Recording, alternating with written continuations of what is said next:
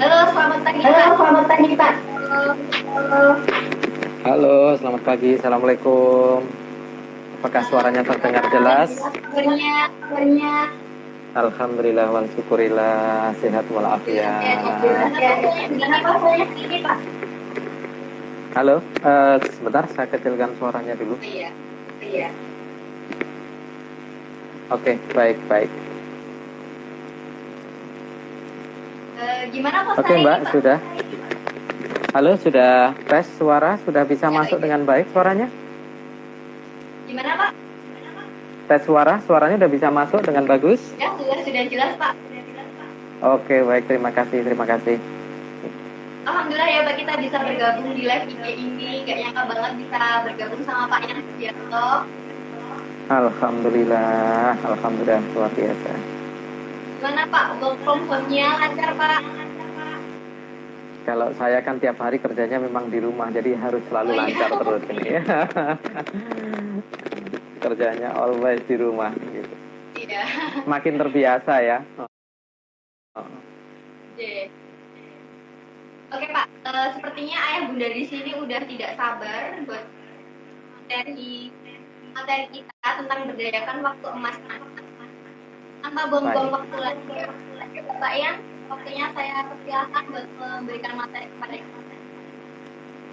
Oke, baik. Terima kasih sekali untuk Baby Mat yang kebetulan ini sebenarnya tetangga deket ini karena cuma di pojok-pojokan ini pojok sini udah ada Baby Mat, di arah timur ada Baby Mat. Alhamdulillah karena dengan keluarga Baby Mat sudah cukup lama sekali berteman sejak 2010, insya Allah sudah memang banyak menjalin relasian ya. Oke, ayah bunda sekalian, alhamdulillah nih ada 50-an yang live bergabung ya. Kita panjatkan puji dan syukur kita dulu. Kita panjatkan puji dan syukur kita kepada Allah Subhanahu wa taala masih diberikan kesehatan. Kita selalu mengucapkan syukur kepada Tuhan Yang Maha Esa. Ternyata sampai dengan hari ini saya yakin nih kalau yang live hari ini semuanya terbebas dari corona nih. Amin. Dan akan selalu terbebas, akan selalu disehatkan sehingga aktivitasnya akan semakin lancar, semakin baik. Dan yang paling penting lagi akan semakin memberikan kemudahan untuk memberikan parenting yang terbaik untuk putra-putrinya. Karena ternyata generasi berikutnya setelah kita yang paling penting adalah anak-anak kita, putra-putri kita. Merekalah yang nanti akan menjadi salah satu tolak ukur kita ini orang sukses atau tidak sebenarnya. Ini bukan saat ini, tapi untuk anak-anak kita nantinya. Ayah bunda sekalian, saya yakin sudah bisa melihat bagaimana kalau misalnya ada orang yang sudah istilahnya masa-masa tua, anak-anak sudah sukses, dia disampaikan orang-orang akan menyebut bahwa dia sebagai orang sukses. Dan sukses yang pertama ketika anak-anaknya sudah sukses di dunia, dan sukses yang nanti sukses secara lebih istilahnya sukses yang paling abadi adalah bisa membawa anak-anaknya kemuliaan setelah akhir di dunia ini. Artinya setiap manusia tentunya akan mengalami sesuatu yang namanya mati, kullu nafsin dha'iqatul maut, dan saat itulah kesuksesan kita sebagai orang tua mensukseskan anak ketika setelah kematian. Bukan hanya di dunia ini saja ternyata gitu, Mbak. Baik ayah bunda, hari ini kita nanti akan diskusi tentang waktu emas ya Mbak ya, seperti yang kemarin sudah disampaikan gitu. Oke. Nanti ayah bunda bisa sharing dengan kita, kita bisa sambil belajar bareng. Saya akan belajar dari ayah bunda semuanya, dan nanti juga kita akan sharingkan beberapa hal terkait tentang waktu-waktu emas yang bisa kita berdayakan. Dan hal-hal ini ya gimana Mbak? Suara Pak Yan sepertinya jelas. Kurang jelas ya? Suaranya Oke. Jadi sebentar Bapak. Agak noise. Iya.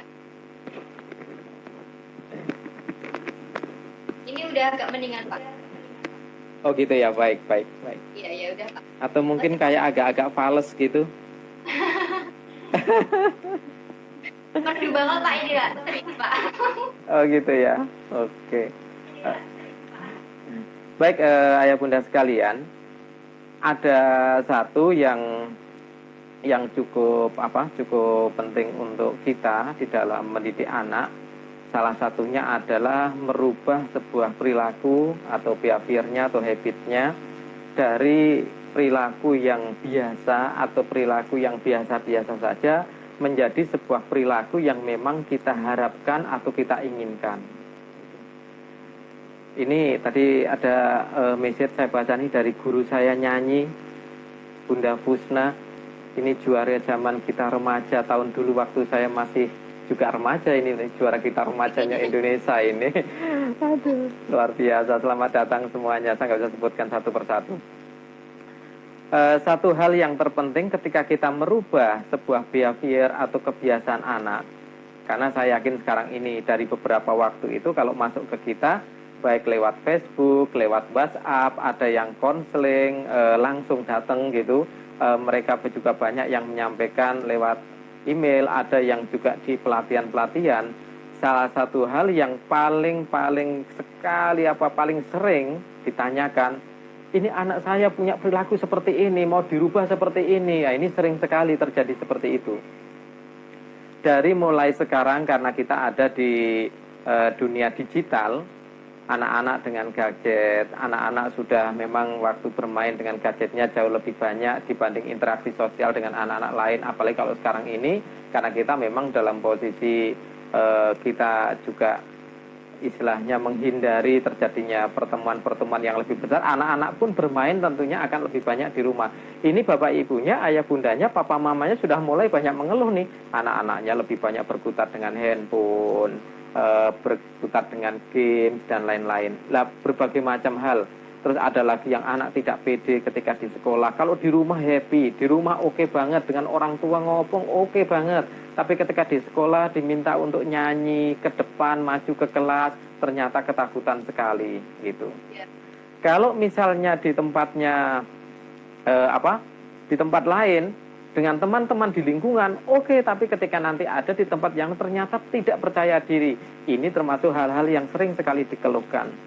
Lalu ada lagi anak yang suka usil, anak usil dengan kakaknya, dengan adiknya, gampang sekali dia misalnya mencubit, kadang melakukan, ini juga salah satu konsep dari sebuah perilaku anak yang memang orang tua pasti inginkan untuk berubah. Terus ada lagi yang di pola development atau lebih mengembangkan ya, ayah bunda. Jadi ada yang pengen sekali kalau misalnya mereka pengen anaknya, ada yang pengen, wah ini segera hafal Quran. Oh kalau pagi jangan males bangunnya, kalau bisa bangun ya jam 5, setengah 5 udah bangun gitu. Kadang-kadang sampai, wah udah ketemu-ketemu begitu ya, mama-mamanya itu udah sampai kesel banget, sambil di dapur lagi capek-capek, lagi sambil apa, anaknya nggak bangun-bangun, dibangunin susah gitu. Ini saya yakin nih sebenarnya ayah bunda nih banyak yang ngaku nih sebenarnya nih. Kalau terjadi seperti ini dengan putra-putrinya. Apalagi putra-putrinya yang sudah di usia-usia SD kelas 3, kelas 4, dan lain-lain yang membutuhkan memang perhatian yang lebih. Bukan berarti perhatian ini akan tercurah di sana, tidak. Tapi ada masa-masa memang ketika orang tua pendampingan secara eksternal di luar dari sisi anak. Beda ketika masa kecil, masa dari mulai dia batita, masuk di balita, setelah itu masa-masa kecil menjelang sekolah, masa nanti setelah dia sekolah di kelas 3, kelas 4 yang sudah mapan, kelas di SD-nya, di implementarinya, lalu nanti dia mulai menginjak remaja dari SD kelas 6, SMP, sampai dengan menjelang remaja-remaja sudah lebih gede ya, di SMA, dan agak berbeda-beda sekali. Tapi ada beberapa pemberdayaan, waktu-waktu emas, ada teknik-teknik yang nanti akan kita sharingkan. Jadi langsung tekniknya.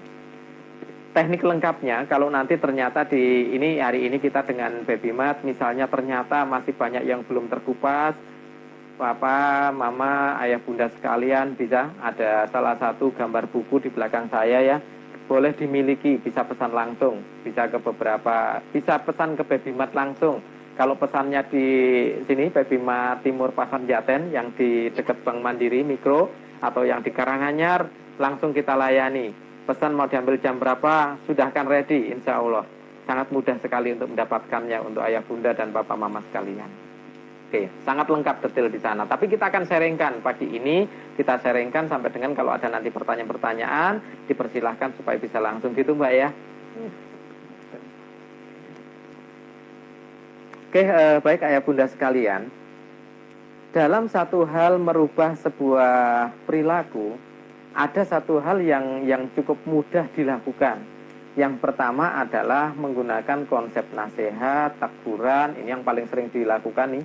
Jadi kalau saya melihat kadang-kadang masih ada orang tua yang maaf-maaf, ketika anaknya melanggar langsung diambil jewer kupingnya, tarik, nangis. Wah, udah seperti itu. Ada lagi yang begitu, rewel aja, puak. Wah, udah ringannya seperti itu. Ada masih yang model seperti ini. Nah, kita akan hindari yang model seperti itu. Coba kita lakukan dengan yang lebih soft, dengan pola-pola yang khusus untuk merubah behaviornya. Apakah orang tua tidak marah? Boleh, marah boleh. Tetapi ada batasan-batasan marah, kapan harus marah, dengan cara bagaimana untuk marah. Hari ini kita akan diskusi sebagian kecil supaya kita bisa menghindari marah, menghindari keras terhadap anak, menghindari bentakan dengan konsep memberdayakan 3 waktu emas untuk anak-anak kita, putra-putri kita. Baik, Bapak Ibu sekalian, teknik yang nanti kita sharingkan tentunya tidak lepas dari konsep NLP atau Neuro Linguistic Programming, atau juga bisa mungkin teman-teman yang Ibu, Bapak, ayah bunda yang sudah mengenal teknik hipnoterapi, ya, sebagian sudah sempat baca-baca, ini juga sebagian di sana. Ranah yang pertama karena akan ada kaitannya dengan yang namanya gelombang otak atau brainwave. Jadi gelombang otak anak itu juga akan terjadi proses change, perpindahan dari mulai gelombang anak di kondisi beta, ini gelombang paling atas, jadi kalau digambarkan grafiknya itu buat kayak gini, ya, sangat tinggi sekali. Ini dalam kondisi anak sedang ekstra aktif, sedang kritis, dan lain-lain. Lalu ke bawah lagi di berikutnya ada namanya gelombang alfa. Di gelombang alfa ini terjadi ketenangan, lebih tenang dari kondisi biasanya. Jadi biasanya kalau anak sedang baca buku, dia merasa tenang, anak dengar musik merasa tenang, anak lagi ngelamun, ini juga ada di gelombang alfa. Turun lagi ada gelombang theta, biasanya ngelamunnya sudah semakin dalam sampai senyum sendiri. Ini kalau anak-anak kita sudah SMP, anak-anak kita SMA kelas 1, kelas 2 gitu ya, sudah mulai mengenal lawan jenis, kadang-kadang bisa melamunkan, waduh itu teman itu kayaknya gimana gitu, ngelamunkan sampai dengan akhirnya ini udah masuk di dalam gelombang theta. Dimasuk di sana masih ada ke dalam lagi gelombang yang namanya gelombang delta pada saat anak sedang tidur pulas. Secara alamiah, manusia siapapun, ini kalau saya boleh bilang dari sejak zaman Nabi Adam sampai dengan manusia sekarang ini yang lahir terbaru, yang detik ini lahir sekalipun, nanti akan mengalami gelombang-gelombang tersebut secara alamiah. Salah satu proses gelombang alamiah terjadi ketika anak sedang proses mau tidur, menjelang tidur, satu juga ketika anak mulai terbangun dari tidur.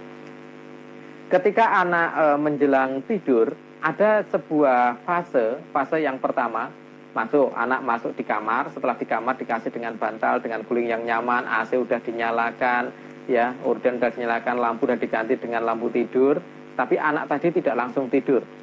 Ayah bunda aja nggak ada yang ngalamin nih. Ada kalau boleh angkat tangannya kalau yang udah ngalami, atau boleh komen tidur begitu masuk kamar tidur, plek langsung tidur jam berapa? Jam 10. Berarti pas jam 10 tahu jam itu masih belum tidur, itu saya yakin gitu. Ayah bunda juga sama, papa mama juga sama. Anak-anak kita, putri-putri kita juga sama. Ketika dia berangkat tidur, ketika dia benar-benar sedang berangkat tidur itu, ketika tidur dia bilang, tidur jam berapa mas? Oh tidurnya jam 9 semalam ya. Bukan jam 9 tidurnya, jam 9 itu masih sadar berangkat tidur, mau proses tidur. Karena masih ngelihat jam, masih sadar ngelihat handphone, mungkin masih ngelihat YouTube, masih nutup game, masih chatting, atau dan lain-lain. Jam 9 itu ketika mau berangkat tidur. Setelah fase sadar, ini masih di fase beta, masih disadar total seperti ini, alam kritisnya masih berlaku keras. Anak sudah mulai tidurnya mulai nyaman. Wah, karena rasa kondisi suasana kamarnya enak, lampunya sudah temaram, AC-nya sudah nyala dengan suhu yang nyaman, anak sudah meluk bantal, kadang-kadang pakai selimut, sudah mulai nyaman, gelombang otaknya sudah mulai turun dari kondisi di sini, kondisi beta, dia turun ke bawah.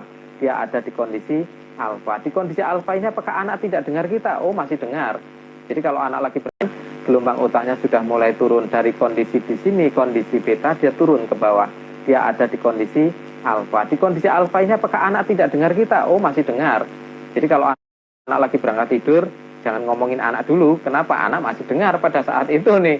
Jangan, wah ini tadi lupa anakmu kayak gini-gini, anak padahal belum tidur. Anaknya langsung bangun dengerin lagi. Oh, papa mama lagi ngomongin kita ini, lagi ngomongin saya nih. Gitu. Oke.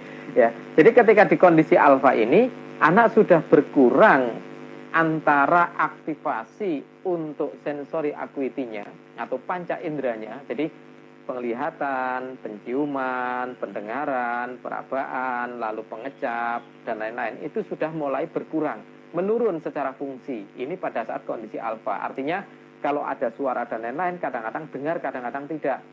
Oh, anak ketika mau dengar, oh kok masih dengar lah, itu ayah katanya suruh tidur, kok ayah masih nonton TV ya. Ya, kalau ada nih anak masih dengar nih TV-nya masih nyala gitu ya. Ini karena di kondisi alfa. Artinya apa? Anak masih mendengar tetapi pendengarannya sudah tidak full. Kenapa tidak full? Karena sudah mulai menurun secara fungsi sensorinya panca indera. Di kondisi alfa ini salah satu ciri-cirinya sebenarnya cukup mudah dicirikan ya. Jadi biasanya nafasnya udah mulai agak teratur, kelihatan lebih tenang, terus kulit wajah ini udah tidak kelihatan tegang gitu. Kalau orang tua lu mudah ditandain tuh. Biasanya kalau udah di kondisi-kondisi nyaman itu sudah lupa utang segala gitu. Jadi udah agak-agak nyaman. Tapi kalau anak enggak, anak sudah mulai agak tenang, pipinya nanti sudah mulai kelihatan tenang, matanya sudah mulai kelihatan terpejam tenang, itu sudah mulai di kondisi alfa. Dari kondisi fase alfa akan turun lagi gelombang otaknya. Anak tidurnya sudah mulai sedikit nyaman, tapi ini belum tidur pulas. Anak ini masih bergerak, digigit nyamuk misalnya ada nyamuk, dia masih akan bergerak, tapi gerakannya sudah tidak se-ekstrim atau tidak seaktif ketika dia di kondisi beta ataupun alfa. Sudah geraknya dikit sekali. Pada posisi ini, nanti anak sudah akan mulai menurunnya drastis. Jadi antara panca indera dan eksternal stimulan, artinya dipanggil, kalau ada suara apa dan lain-lain itu kadang dengar, kadang tidak, matanya udah terpejam gitu. Di kondisi ini kondisi alfa. Di kondisi alfa biasanya anak-anak sudah mulai kelihatan sekali, kulitnya sudah mulai kelihatan terasa nyaman, nafasnya sudah mulai makin teratur, gerakannya mulai makin lemah dan lain-lainnya. Sehingga kalau ada sinyal-sinyal kita panggil misalnya pun paling cuma hanya gerakan sedikit sebagai sensor yang akan terlihat oleh kita. Pada saat di gelombang ke bawah lagi, anak sudah mulai tidur pulas. Tidur pulas ini sudah ditandai dengan akan muncul keringat-keringat di daerah urat nadi besar. Kadang anak ketika tidur keringatan di daerah pinggiran-pinggiran rambut kepala, terjadi detoksifikasi kepala dari otak ya, karena sudah digunakan keseharian, terjadi detoksifikasi, banyak racun dan buangan harus dibuang, keringatnya mulai keluar di daerah sekitar kepala. Selain keluarnya keluar dari kepala, biasanya di daerah sini sudah akan mulai keluar urat-urat besar. Jadi ada leher kanan kiri sudah mulai akan keluar, hidung kadang-kadang ada titik-titik nanti keluar, itu juga proses detoksifikasinya, sehingga nanti sudah akan bisa pada proses ini sering disebut dengan kondisi fase delta atau gelombang otaknya dalam kondisi delta. Loh apa sih kok kita cerita gelombang otak dulu? Ini akan kita kaitannya mau cerita tentang waktu emas, kenapa harus cerita tentang gelombang otak? Baik ayah bunda semuanya, papa mama semuanya, gelombang otak ini ada satu bagian gelombang otak yang kita sebut dengan kondisi trans.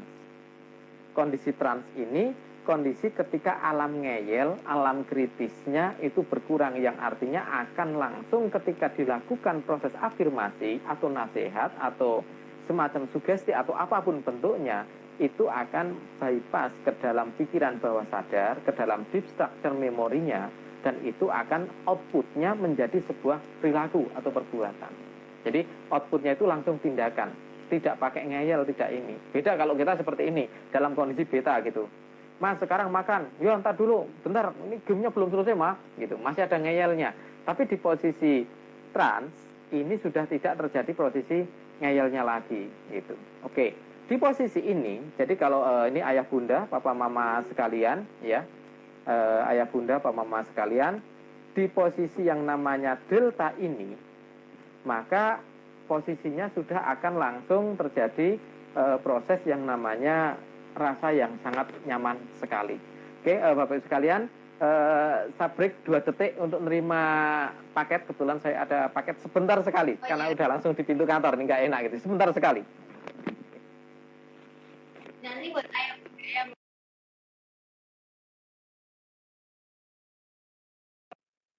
pas sesi tanya jawab ya. Oke. Baik, Bapak Mama sekalian, kita langsung lanjutkan. Oke.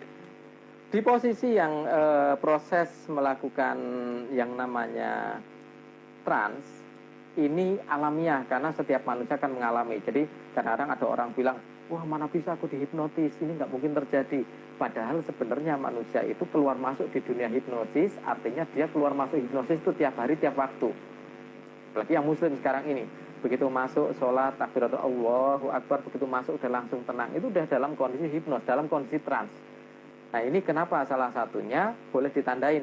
Nih kalau ada ayah bunda sekalian, begitu naruh kunci kok lupa, begitu pas sholat rakaat kedua langsung ingat, ya Allah ternyata kuncinya dalam kulkas misalnya, baru ingat gitu ya bunda ya. Kenapa bisa ingat? Karena dalam kondisi trans itu akan memberdayakan deep structure memory dengan sangat besar, akan memberdayakan pikiran bawah sadar, memori-memori yang dalam akan langsung terangkat ke dalam light memory dan akan bisa teringat dengan mudah di bagian kepala depan. Anak-anak kita posisinya sama. Ketika posisi trans, anak itu akan menyimpan sesuatu yang disampaikan dari eksternal stimulan, kata-kata orang tua, nasihat orang tua, afirmasi, dan lain-lain, masuk begitu saja ke dalam pikiran bawah sadar. Di pikiran bawah sadar ini akan outputnya menjadi sebuah tindakan atau perilaku. Ketika inilah kita memerlukan yang namanya kondisi trans anak. Jadi kondisi trans anak 3 waktu emas yang pertama adalah waktu emas ketika menjelang tidur. Jadi fase ketika dia di kondisi beta sampai dengan di theta, ada yang namanya kondisi alfa dan theta. Saat itu adalah waktu emas untuk memberikan sugesti, afirmasi, nasihat, perintah atau apapun. Yang kedua, waktu ketika anak sedang tidur. Anak sedang tidur ini kondisinya delta. Tapi ketika anak dibangunkan sebentar, ditepuk-tepuk lengannya misalnya tok itu mas atau adik sampai sebut namanya atau sebut panggilannya, lalu dia sudah mulai ada gerakan misalnya gerak apa misalnya seperti itu, ini berarti sudah naik dari gelombang delta akan naik ke gelombang alfa dan theta. Biasanya akan di posisi theta karena dia yang mendekati ke delta. Di posisi yang ketiga waktu emas yang terbaik adalah ketika bangunkan tidur. Jadi kalau ayah bunda nih, papa mama kalau bangunkan tidur jangan pakai air 1 gayung. Kenapa? Kalau pakai air 1 gayung, waktu dari delta ke tempat betanya terlalu cepat, kaget ini. Kalau bangunkan bagaimana caranya? Bangunkan dengan cara yang baik. Adik, sudah agak siang, bangun ya. Ketika bangun sambil mengucapkan sugesti afirmasi. Kenapa sambil mengucapkan? Itu waktu emas. Jadi waktu emas yang pertama adalah ketika anak sedang menuju tidur, ya, waktu emas, ini waktu emas yang pertama. Waktu emas yang kedua ketika anak sedang tidur. Jadi ketika dia tidur lalu dibangunkan sebentar sehingga dia nanti akan terjadi proses menaik atau meningkat gelombang otaknya sana waktu emas. Dan yang ketiga ketika dia dalam posisi kita bangunkan atau menjelang bangun tidur. Karena bangun tidur itu nggak ada fasenya, nggak ada orang bangun tidur langsung tiba-tiba otaknya ngumpul semua langsung aktif langsung sehat, itu nggak ada. Ada fasenya. Fase ini kalau sering saya gambarkan itu seperti kurva normal terbalik. Jadi seperti ini gambarnya. Jadi dari posisi atas ini ya, posisi atas turun dia ke delta, nanti naik lagi melengkung seperti ini. Kurva terbalik, kurva normal terbaik. Sekarang bagaimana ngisi yang 3 waktu emas ini? Karena 3 waktu emas ini ternyata menjadi sesuatu waktu yang sangat penting. Artinya waktu yang penting sekali untuk bisa kita berdayakan, kita manfaatkan. Misalnya ada seorang anak yang ternyata anak ini kalau dengan pelajaran matematika ini benar-benar sudah kayak ampun nggak seneng, udah pokoknya lihat bukunya aja rasanya udah sebel. Ini ada nih anak yang begini. Jadi kalau ayah bunda ya jangan mengeluh, emang terjadi. Saya dulu waktu kecil, waktu sekolah sama. Waktu sekolah kok ngelihat namanya buku bahasa Inggris waktu SMP, karena kalau zaman dulu pelajaran bahasa Inggris adanya kan cuma di kelas 1 SMP. Kalau sekarang dari kelompok bermain aja udah berbahasa Inggris. Kalau kita enggak, kelas 1 SMP itu baru belajar bahasa Inggrisnya this is spoon, this is rules, this is macam itu. Saat itu 10 kata menghafalkan bahasa Inggris, seminggu nggak hafal-hafal, sampai besok udah ketemu mata pelajarannya lagi, sebelnya nggak ampun-ampun, takutnya udah nggak ampun-ampun, ngeliat buku bahasa Inggrisnya udah sebel nggak ampun-ampun.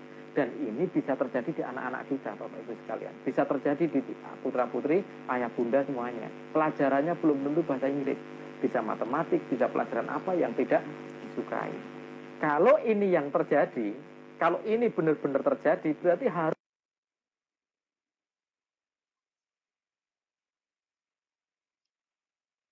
pikiran bawah sadarnya. Loh, kok kenapa yang dirubah di bawah sadarnya? Yes. Papa mama, ayah bunda sekalian, di rumah ada Teko. Saya masih ingat sekali kalau dulu baca leadership dengan A. Hakim.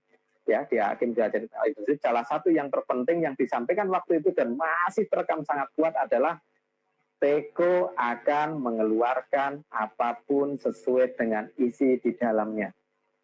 Kalau Teko isinya teh, akan keluar teh.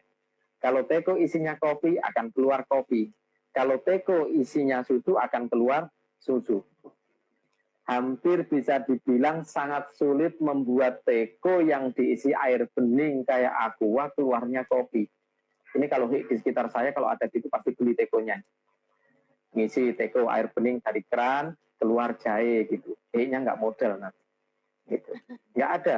Tapi yang ada adalah bahwa ketika Teko diisi dengan kopi, maka akan keluar dengan kopi.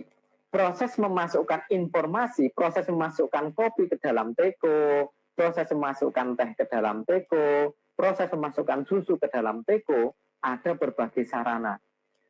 Pengalaman, pembelajaran, ruhiyah, dan ada kaitannya nanti dengan yang namanya DNA dari orang tua atau dari leluhur. Yang kita bahas sekarang ini berbasis dari pengalaman, juga empiris maupun induksi. Yang kita lakukan dengan kalimat-kalimat yang kita sampaikan itu adalah model pengalaman berbasis learning. Kenapa? Karena dengan mendengarkan dan belajar.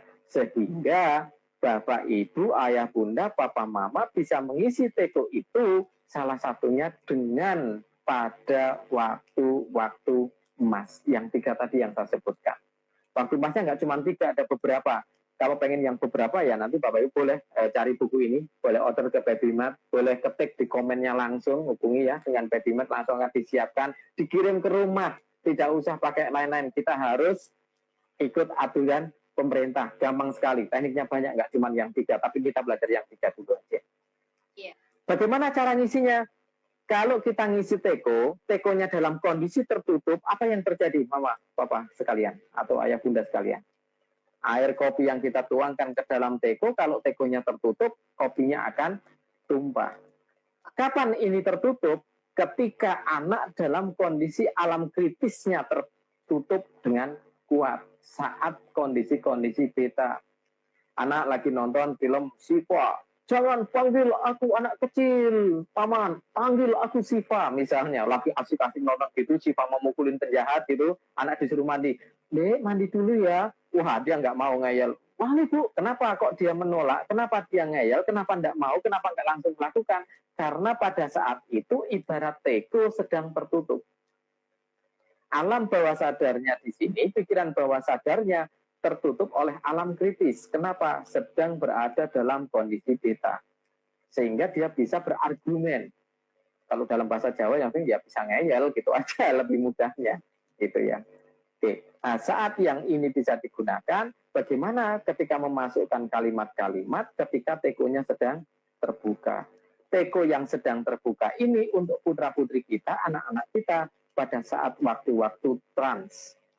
Waktu emas yang tadi, itu juga waktu trans. Gitu.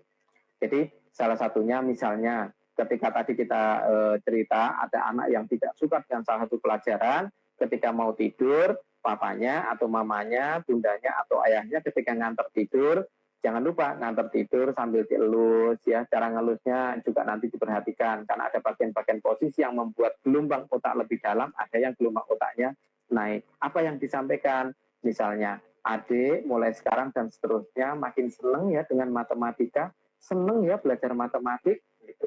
Kalau adiknya, anaknya ternyata nggak senang dengan gurunya, Bisa kita sebutkan nama gurunya, adik mulai sekarang sama bu guru ini makin senang sama pelajarannya. Diulang, lakukan repetition. Jadi apa yang terpenting, kalimatnya jelas bisa dimengerti oleh anak kita. Itu yang pertama. Yang kedua, repetisi, pengulangan, diulangi. Jangan cuma 2 kali, 3 kali jika memungkinkan.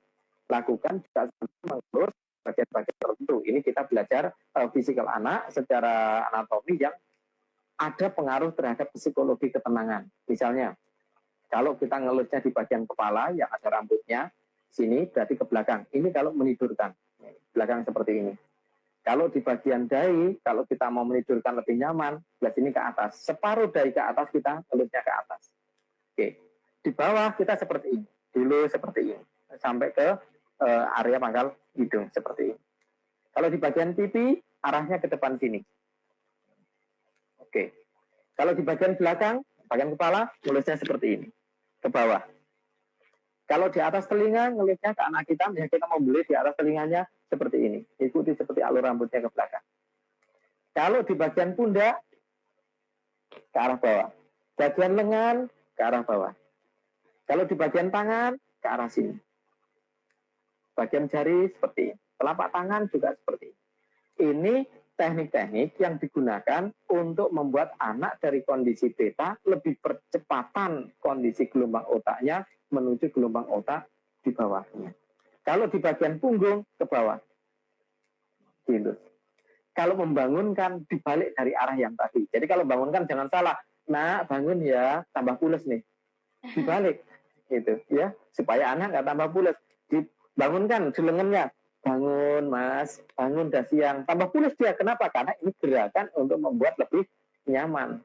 Bagaimana kalau bangunkan? Ditepuk-tepuk atau ke atas. Ayo bangun yuk, ayo bangun. Lebih segar, lebih nyaman.